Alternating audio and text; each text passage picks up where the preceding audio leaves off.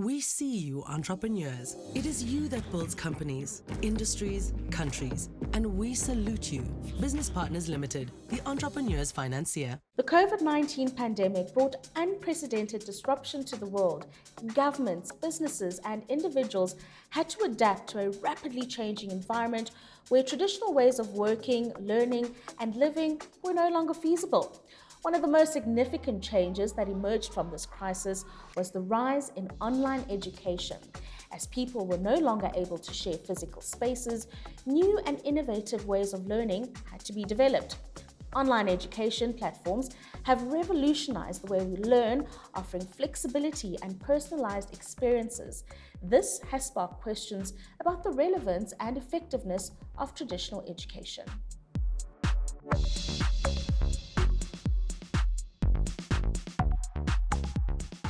Let's talk about what online learning is and how it's gained momentum over the last few years. Certainly, the COVID-19 pandemic has changed the way people learn all over the world. So online learning, which is also known as e-learning, refers to the process of acquiring knowledge and skills through digital technologies such as the internet, computers, and mobile devices. This type of learning can take many forms, including online courses, virtual classrooms, webinars, and video tutorials, amongst others.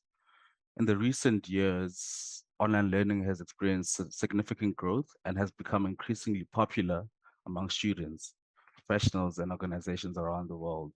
And with the COVID-19 pandemic in particular, it has accelerated the adoption of online learning as a way to ensure the continuity of education and training while maintaining social distance. Do you think that it's a form that has opened up opportunities to learn for those who would have not had access to various platforms of learning previously? One of the biggest advantages of online learning is its accessibility. With online learning, students can learn from anywhere in the world as long as they have access to an internet connection. And this has made education more accessible for individuals who may live in remote or underserved areas, have mobility issues, or have other barriers that prevent them from attending traditional schools or training programs. What would you say are some of the costs that are associated with online learning? Is it more costly to learn online as it would be in the traditional forms of learning? So the cost associated with online learning can vary depending on the type of course or program and the platform that's being used. However, in general, online learning is often more affordable than traditional forms of learning. Some of the costs actually associated with online learning may include tuition fees, technology requirements such as owning a computer or mobile device, course materials.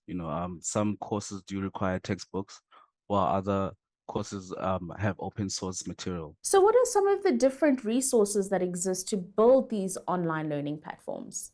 Building an online learning platform typically requires custom software development to create the user interface, manage user accounts and profiles, and integrate with third-party services such as payment processors, for instance.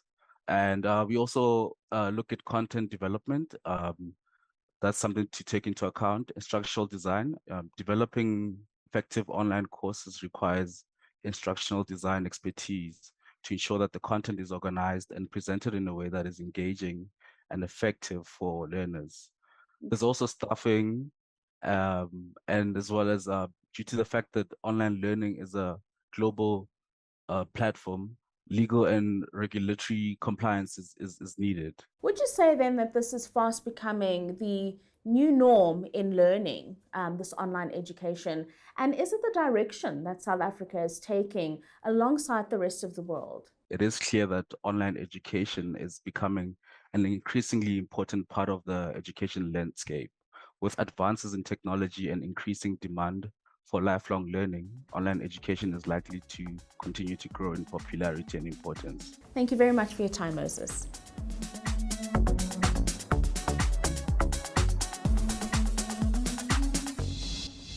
This episode of Future Fit was sponsored by Business Partners Limited, the entrepreneur's financier, proud supporters of SMEs for over 41 years.